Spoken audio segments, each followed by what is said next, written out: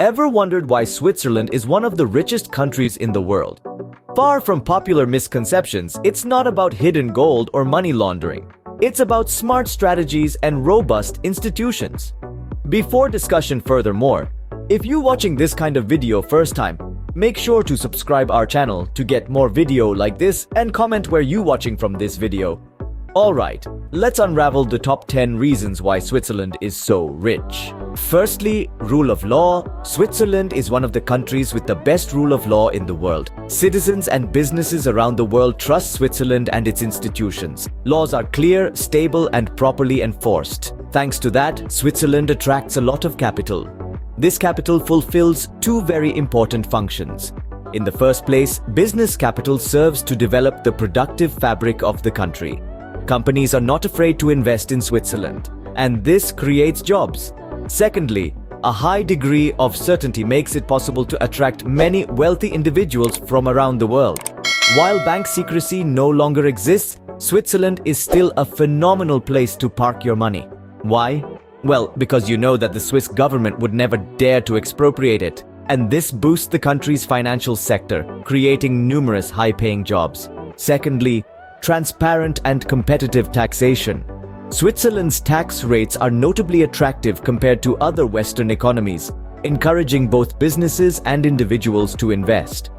Despite lower tax rates, Switzerland still maintains a strong welfare state and world-class infrastructure.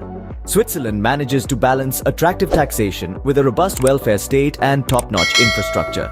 The average corporation pays between 12 and 22% of its profits in taxes, depending on the canton in which they are domiciled. And the property transfer tax, equivalent to the United Kingdom's stamp duty for the purchase of a home, is between 1 and 3%. Inheritance taxes are highly complex and depend on the canton and the relationship between the deceased and the heir. However, the average effective rate in 2019 stood at 1.4% of the capital inherited. Despite having much lower tax rates, Switzerland has a tax burden of 27.8% of GDP. That compares with Spain's 37.3%. Why is the difference so small? Well, we can look at the differences in unemployment rate, 4% versus 16%. The percentage of adults working, 81% versus 64%, and wage levels, which are all a direct result of a much more developed economy. Another reason why Switzerland is so rich is its political system.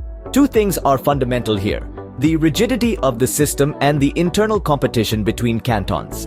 Firstly, Switzerland has a very rigid legal system. It is very difficult for a government to implement radical reforms without having massive political support or asking the people to approve those reforms in a series of referenda.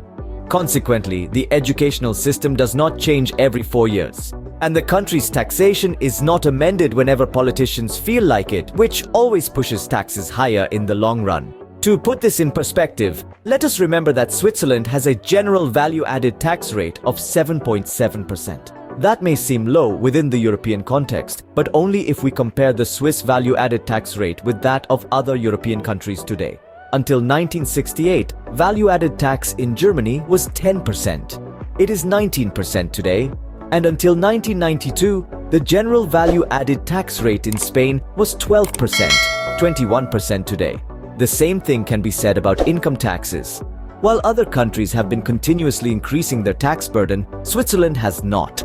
Secondly, Switzerland is a federation of 26 cantons, and each canton has significant fiscal powers, as we have seen so far. As a result of that, cantons compete to be more attractive to citizens and businesses. This competition, as in the free market, favors the consumer, in this case citizens and businesses. If we compare the fiscal competition between cantons in Switzerland with the mindset of politicians in charge of the European Union, we will understand the reason why those regions are so different. Brussels wants all governments to cooperate, just so that taxes are high everywhere. In short, the Swiss tax system more closely resembles a free market, and the European Union model is an oligopoly that wants to become a monopoly. Sound public finances are another important feature of Switzerland. I have always believed that running deficits or surpluses is, in the long run, a choice, not a result of fate. And Switzerland has always rejected high public deficits. On the one hand, because of the rigidity of the political system, Politicians have a much harder time promising free stuff to citizens to get elected. On the other hand, Swiss society tends to consider the consequences of government's actions on the future of the country. Thanks to this, Switzerland is in an enviable position. Robust public finances go hand in hand with economic stability. The little public debt it has, 46% of GDP as of 2019, can be financed with internal savings. As Switzerland also enjoys large trade surpluses, it exports much more than it imports. Another advantage of having such a good macroeconomic position is that its currency, the Swiss franc, is the strongest in the world. Its overvaluation on a purchasing power basis is precisely because it is seen as a haven. Despite Keynesian arguments, a strong currency, if there is a strong economy behind it, is a great asset. It means that Switzerland can export its products at higher prices, import products more cheaply, and allows its citizens and companies to invest more easily outside the country. Fifth reason is world-class infrastructure. World-class infrastructure allows the Swiss economy to boost trade, tourism, and mobility. Switzerland is known for its efficient trains, which almost always run on time and at comparatively competitive prices. Those who have had the pleasure to travel on them will know what I am talking about. Despite being a country full of and surrounded by mountains, it also enjoys an enviable road network, which allows it to benefit from its geographical position at the center of Europe. And if this were not enough, Switzerland is also a leader in air travel, with one of the highest ratios between passengers and number of inhabitants in the world. All this makes it easier for both companies and individuals to choose Switzerland as a place to do business.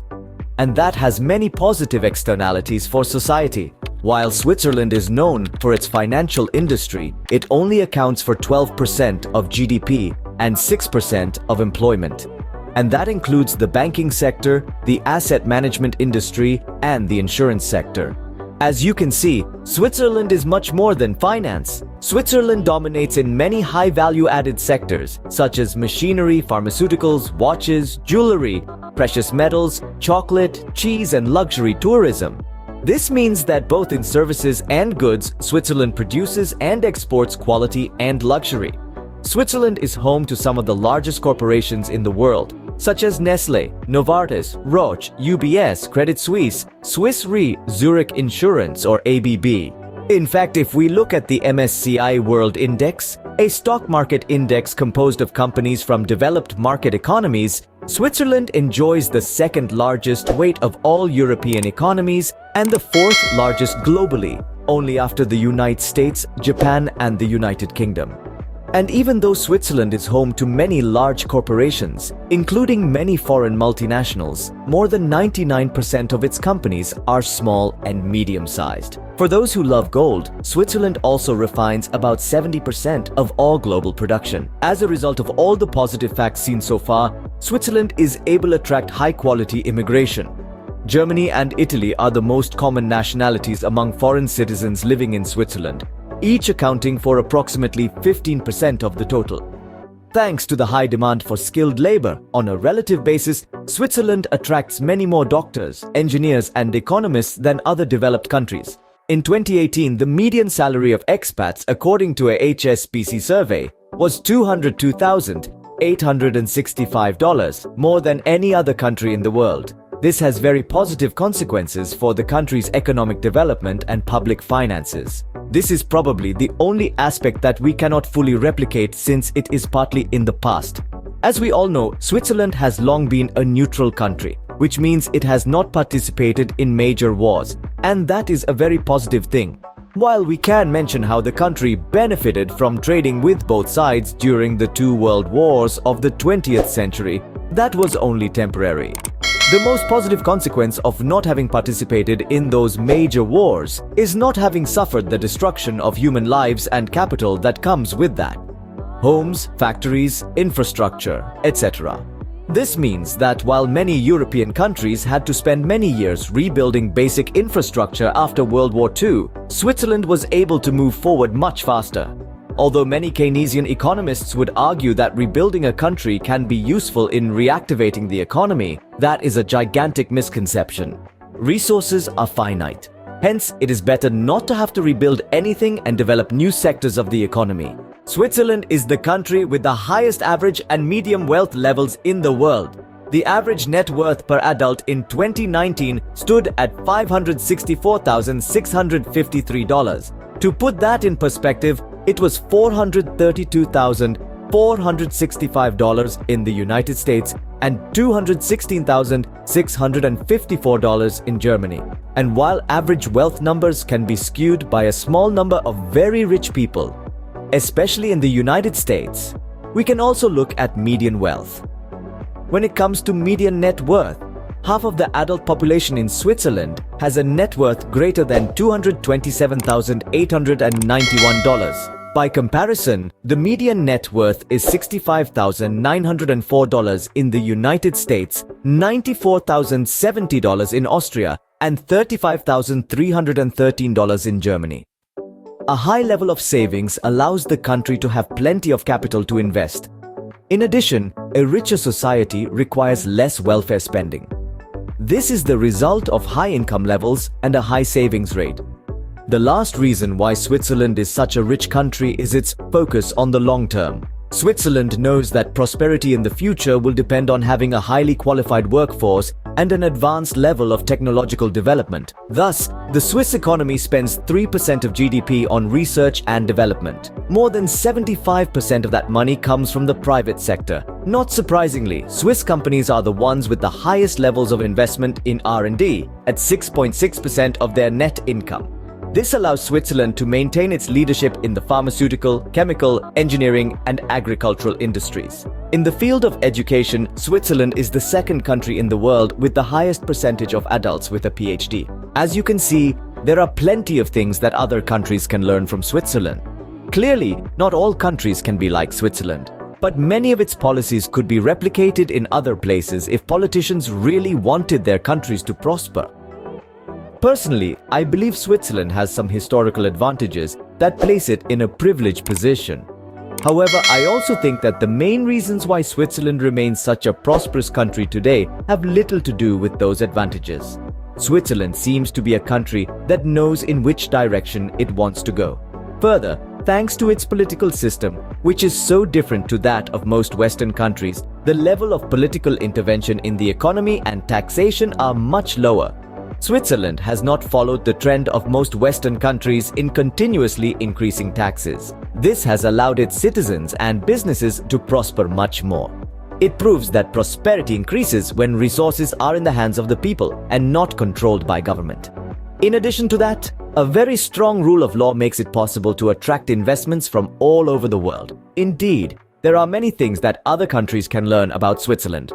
Thanks for watching. As a support for our channel, help to share this video with friends and stay tuned for next video.